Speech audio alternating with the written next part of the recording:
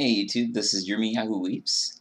Um, I'm going to be talking about my source of strength. Where do I find strength? I don't find it in the world around me. I don't find it in people. I don't find it really in anyone I know. Now, there are some people I know that, they give me encouragement and they do uplift me to some degree, for which I'm very thankful. Friends and family, um, but even then, sometimes friends and family can detract from my strength and feeling uplifted and bring me down and cause difficulty for me. So I can't rely on them in that way. Now, not all the time, and they do so because they're human, just like the rest of us are.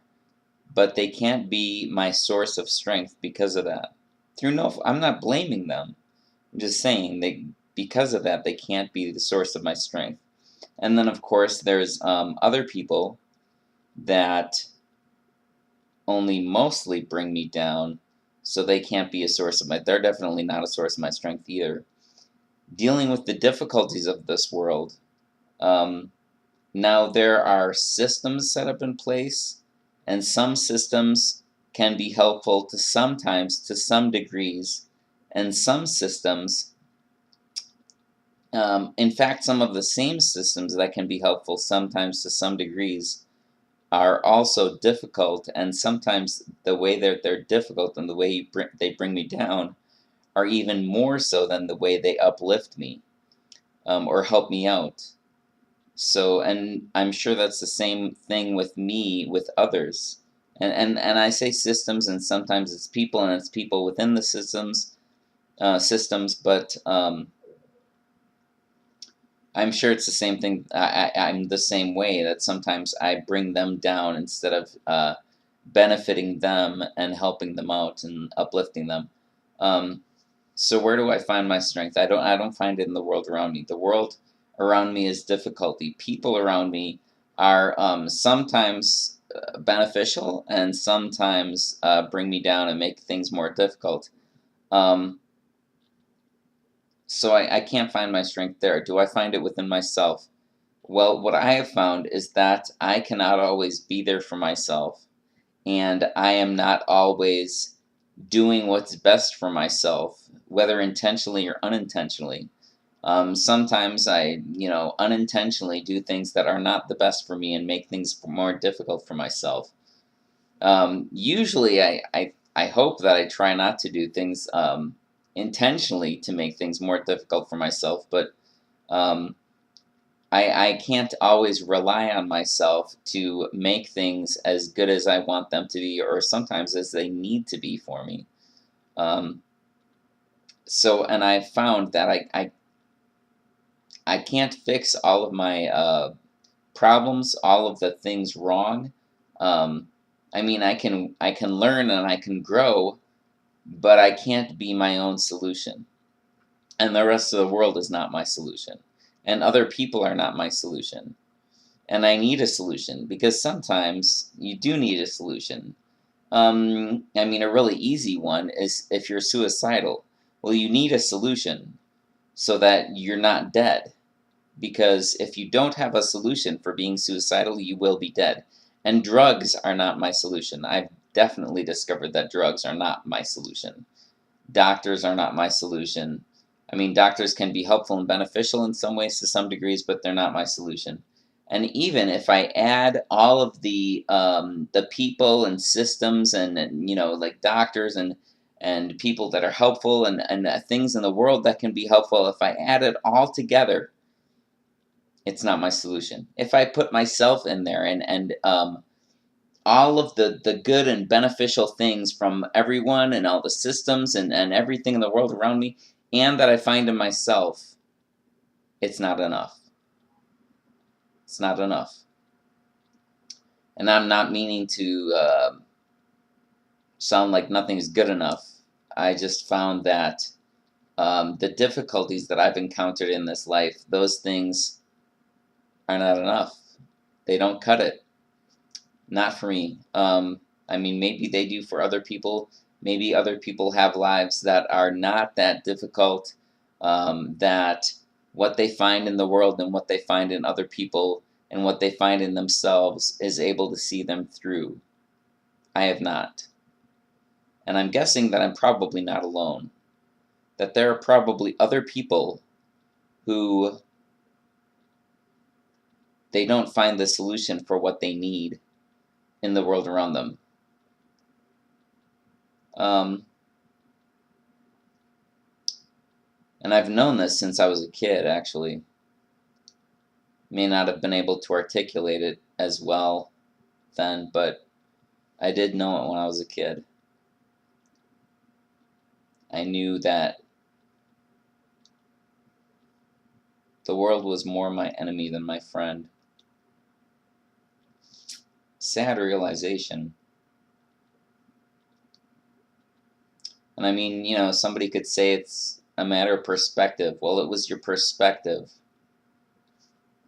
Okay, maybe some of it was my perspective, but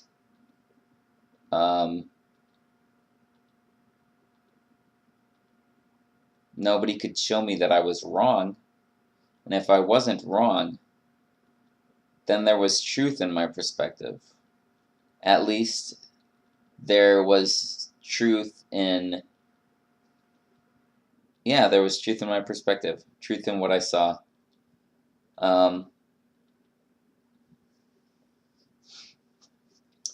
So, finding strength. Since I knew that the rest of the world and other people and myself were not my solution, and systems were not my solution, government was definitely not my solution. Government was part of the problem. Government was a type of tyranny, because government says, do this or else, and that's tyranny. Do this or else is tyranny. I've found plenty of that in this world, but so none of those things were my solution. Now I found that there is an intelligence that underlies creation, existence, our reality. A couple ways that I found that there has to be this intelligence is because there has to be a creator, because the universe began, and the only way it could begin is by a creator. There had to be an intelligent mind, a personal force behind it. So there had to be a being, an intelligent mind. And life can only come from life. So there has to be a source of life that has always been alive, that's always been life, for life to come from that.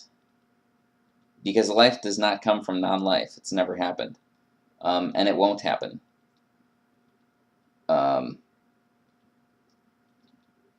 And logic and rationality and the laws in nature and mathematics, why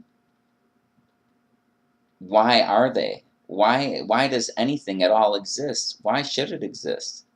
All of these things unavoidably point to a creator. So then it becomes a matter, since the creator is indisputable, it becomes a matter of finding out whether or not the creator is good or not.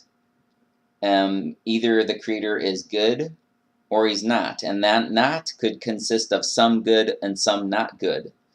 But if it's less than good, even if it's mostly good and some not good, then he's not good. He's got to be 100% completely, fully good, he or she, whatever you want to say. Got to be 100% completely, fully good, otherwise he's not good. Anything less than complete and utter goodness is not good. Can be lots and lots and lots of good. It's like if you have a glass of water and somebody goes, here's a glass of water, and you go, okay, thanks. And they say, it's pure. It's 99% pure. 99.999% pure. And you say, oh, well, that's cool. Well, what else is in it? Nuclear waste, toxic waste, chemical pollution. It will alter your DNA. It will kill you in seconds. But it's 99.999% pure. Would you drink it? Of course not. It's not pure water. It's mostly pure water, but it has enough filth in it to contaminate it and make it undrinkable. And to me, that's the same thing I see with goodness.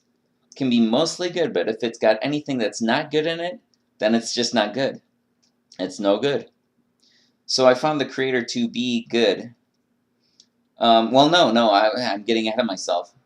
I found that the Creator either had to be good or not good. One of the two. And if he was not good, that meant he was malevolent.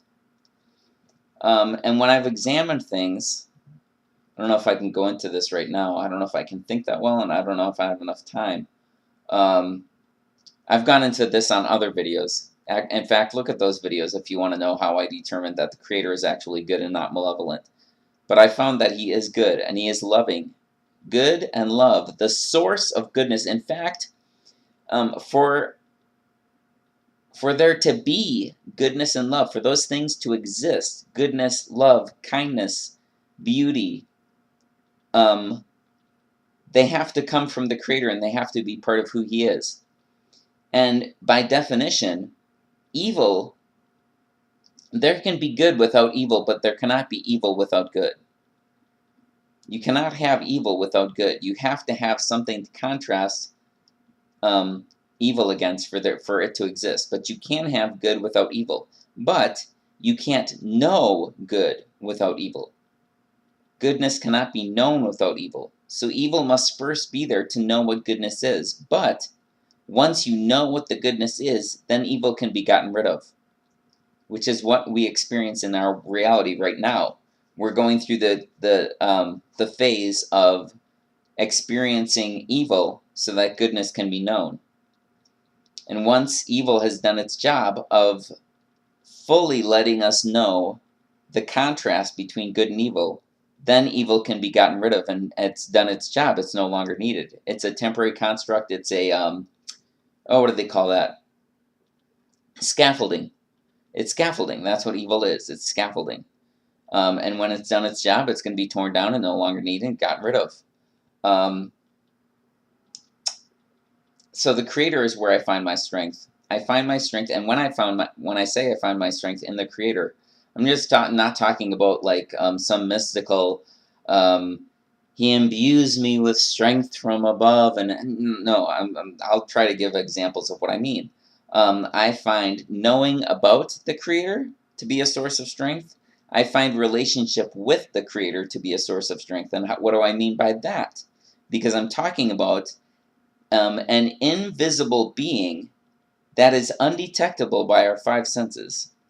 Sometimes I believe that I have gotten messages from the Creator in my mind, but I have to take it on trust because I can't accurately, definitely, concretely say, yes, this is definitely, absolutely a message from the Creator, except that Scripture has been shown to be, I've done a study on this before. It's been a while, so I can't remember all of it off the top of my head, but Scripture has been shown to be beyond human origin.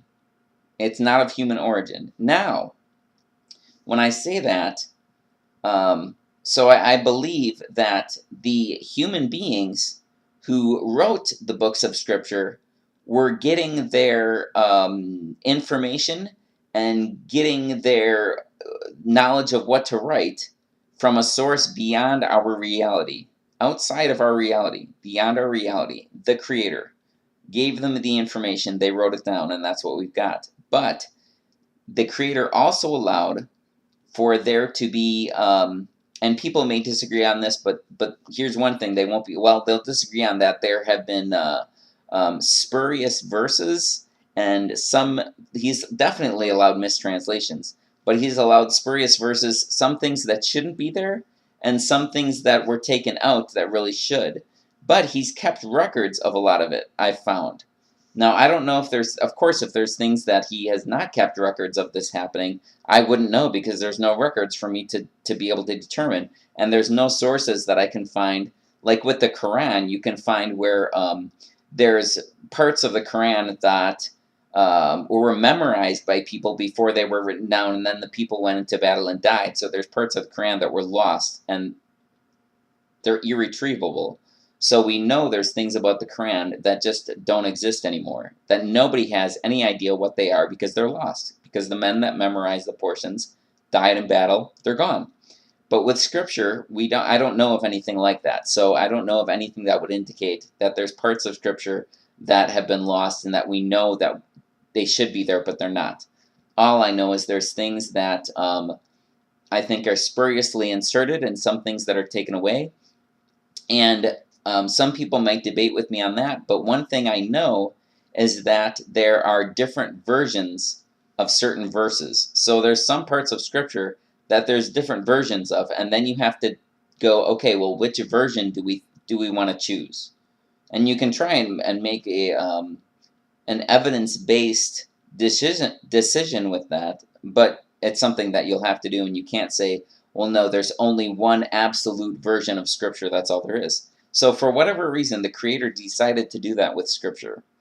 We decided to do that with His message. Now, I personally believe that He decided to do that as part of number of reasons. Part of a test for us, but also to draw us in and make us trust Him and not trust completely on His message. Because if we're looking more to the message than we are looking to the Creator Himself, well, then we're replacing the Creator with His own message. I mean, that doesn't make any sense. Now, of course, you know the Creator through the message, but the message is not the Creator Himself. The message is just the means to the Creator. That's one of the means. Excuse me, burped. So, where was I? Oh, finding strength. Yeah, so His message. And giving me messages. Now, of course, you see His message. Creation is a message from the Creator. When you see creation, when you see, like right now, it's snowing outside. I'm looking out my window and I see snowing. I see it snowing and I see trees. There's a bare tree. I'm not sure what kind it is, but it's kinds that the leaves fall off. And behind it, there's some evergreen trees, tall evergreen trees. I don't know what kind they are exactly, but conifers, whatever they're called. But yeah, I see the trees, and there are all sorts of things. There's lots of things you can learn from nature. I mean, apart from just like the scientific aspects of like what is wood, what chemicals is wood composed of, and things like that. I mean, there's things you can learn about life, about all kinds of things. And you can look at the lights in the heavens to determine the time. You can use the lights in the heavens, sun, moon, and stars, as a clock to determine the time. To determine what, well, maybe not what year it is, but determine what time of year it is, what month it is, what week it is, what day it is, what hour it is, what second, what minute, what second it is. You can determine all those things just by using the sun, moon, and stars. So there's lots of things you can learn from Scripture. So from creation. So that's one thing that He speaks to us through, is through His creation. He speaks to us also through our conscience. When you're tempted to do something wrong, but inside you know that it's wrong to do, that's your conscience, and that's a way that He speaks to us. He also speaks to us through other people. Sometimes just when you see somebody smiling, or when you see somebody angry, all sorts of things. I mean, it's just. He's speaking all the time through everything. I mean, that's what I see anyways. But I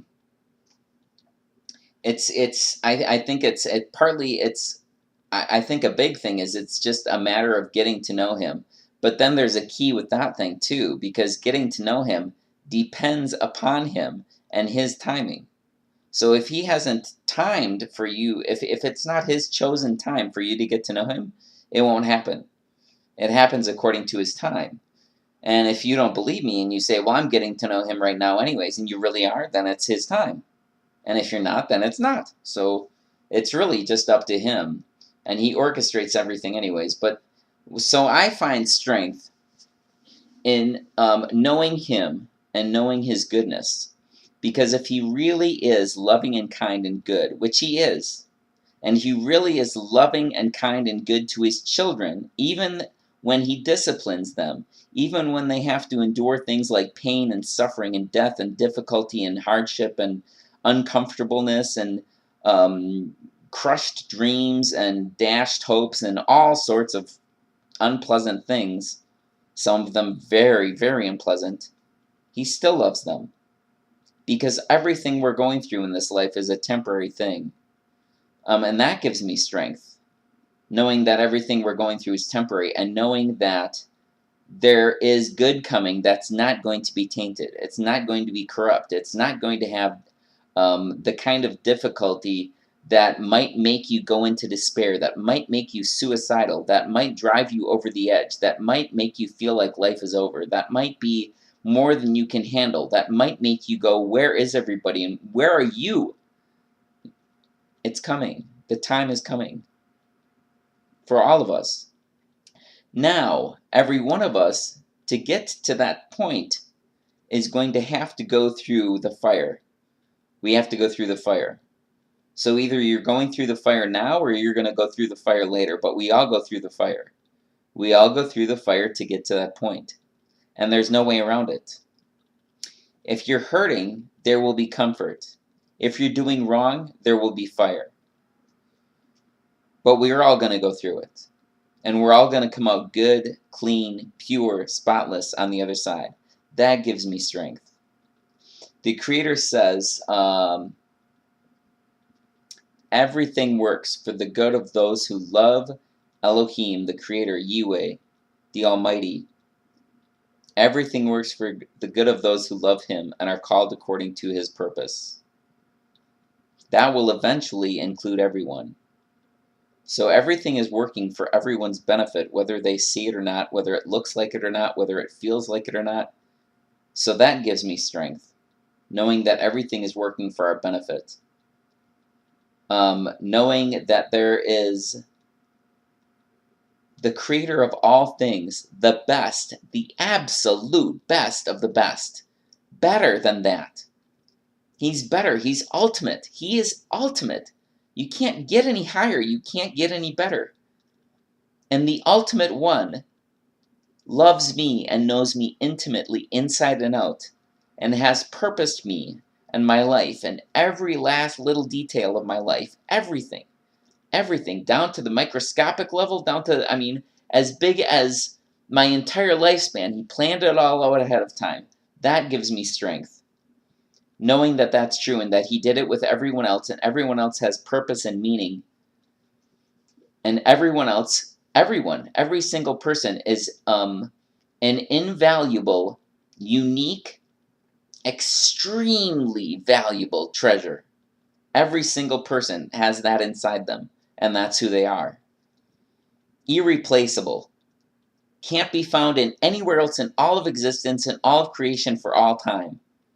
And that's who you are. That's who everyone is. And that gives me strength and comfort. I'm glad of that. I'm glad of that. And everyone will be redeemed. And everyone will see Him. He will have the kind of intimate relationship that He has with every person. Everyone will eventually have that relationship with Him, whether they do now or not. That gives me strength. Knowing that He chooses the weak to shame the foolish, to shame the wise, and the weak to shame the strong, I guess. I don't think it says that in Scripture, but so He chooses the weak and pathetic things, the weak and pathetic people, the people who can't handle life, the people who are not able to do it on their own, the people who aren't smart enough or funny enough or rich enough or good looking enough or intelligent enough or anything. Those are the people that He chooses, and He says, oh, I especially love you. That's what he does. He chooses the weak and pathetic. And he says, "You're my chosen. I made you that way for a special purpose because you're a beautiful treasure, and that's the way I made you. And I have wonderful, wonderful things that I'm accomplishing through you now and that I will accomplish with you in the future. And in the future, when this life is over, and if you're one of those weak and pathetic people, like sometimes I feel like I am, if you're one of those weak and pathetic people, you will shine. You will be brilliant and beautiful and awesome. And the people that have wronged, when we wrong each other, what's going to happen, I really believe, what's going to happen is we're going to have shame over it. We'll get over the shame because everything's going to be made good and right, and there won't be any shame or misery or suffering, anything negative. It'll all be gone. But we will have shame. If you wrong somebody, so say people are committing genocide, whoo, don't want to be them. The kind of shame they're going to have, the kind of, I mean, they're going to come out good on the other side, but, eesh, would not want to be them. Would not, don't, no. Wouldn't want it to be me. So I've got my own, things that I'm ashamed of, whatever, but, and I haven't always been perfect, and I haven't always done right by people, but it's good to do that. In fact, that's really what the Creator wants. He wants us to love Him because He's the source of strength, the source of encouragement, the source of everything good. In fact, He's our destination. He's where you're headed towards. He's where you're going. And He's a good destination, the best destination possible. It doesn't get any better. So it's a good destination, but He says to love Him and love Him with everything you've got, because that's the best way for things to work well, whether it looks like it or not. And then He says love each other. So basically do right by each other. His rules and regulations. Now He has like rules and regulations that are for government, back in the time of Yisrael, where He says, if some people do these things, like a rapist needs to be killed.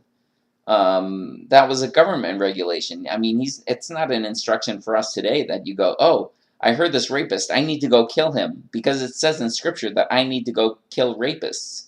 So that's what that person did that, I need to go stone them. No, those were government regulations, and they were culturally understood. They weren't laws like the same way that we have laws today, but they were culturally understood that was like the most severe punishment, and then the rulers that he had in place would decide, okay, did that person deserve the most severe punishment, or do we give them a lesser one? I mean, it wasn't the same kind of laws, legal system that we have today, from my understanding. So, but there are government regulations. Then there are personal instructions, like He tells Noah to go build an ark. Well, that doesn't mean that every one of us needs to go build an ark that's like several football fields long, and it's just huge. We don't all need to do that. No, that was a specific instruction for Noah, and there's numerous instructions that He gives to one particular person in Scripture. And then there's instructions that are like, say, cultural, where He says build a fence around your roof. Well, we don't need to do that. Well, they did in that time, because the roof was where they would hang out. It was like their patio, like a living room. It was a place to congregate and hang out. And He didn't want people falling off the roof, so He said, build a fence around your roof. A common sense type of thing. But we don't need to do that today because it was culturally applicable. So, but then there are rules that we do need to do, like don't murder. Well, that's something we need to do. We need to keep from murdering. Don't cheat on the one that you've promised to be faithful to, your husband or wife. Be faithful to them. And I mean, He allows for divorce. So if you're like, oh, I really want to get with this other person, well, then do the right thing and divorce the person first. And I've been through divorce, so I would say do it right. Divorce the person in the same way that you would want to be divorced. If you were going to be divorced, how would you want it to be done to you? If you still loved the person that was divorcing you, how would you want them to divorce you? And that's how you should divorce the person that you're divorcing. So, I mean, yeah, there's basically his rules and regulations are treat each other right, treat other people the way you would want to be treated. And the only exception to that, I believe, is if you would want other people to be just terrible to you and treat you like trash and steal from you and rip you off and kill you and do all sorts of terrible things to you. Well, then don't treat them like you want to be treated. But yeah, the general rule is treat people like you want to be treated. Treat them with respect and caring and kindness as much as you can. I mean, that's what I try and do. I mean, that's what I want to do anyways. So it's what I need to do. Um, what was I even talking about? Well, this is getting really long, so I'm going to try to wrap this up because it's way too long.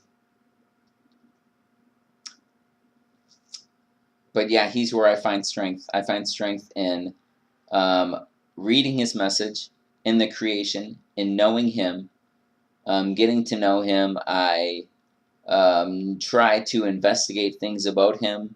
I look for the, I try to examine like goodness and love and kindness and caring and character and justice, um, and the things about him, the things that he says in his message, and I try to examine his message.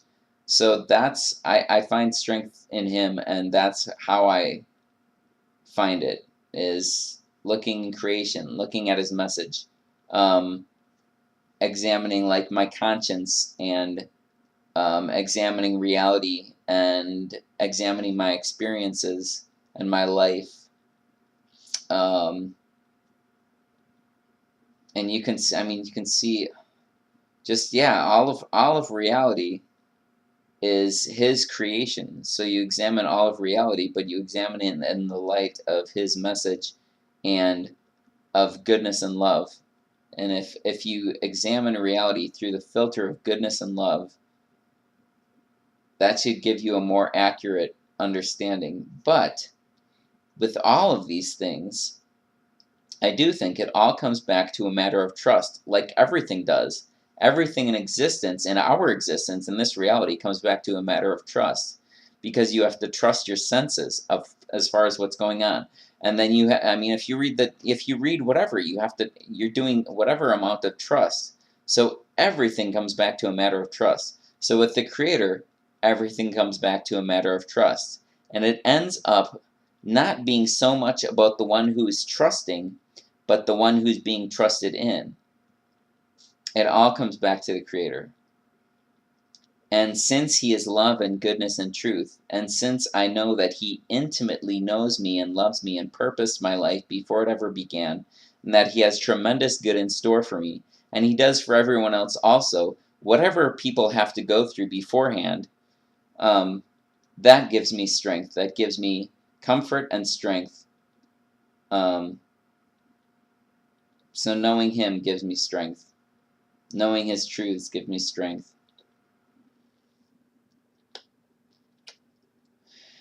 Okay, well, if there was more, I can't think of it. I hope this has been helpful, beneficial, interesting.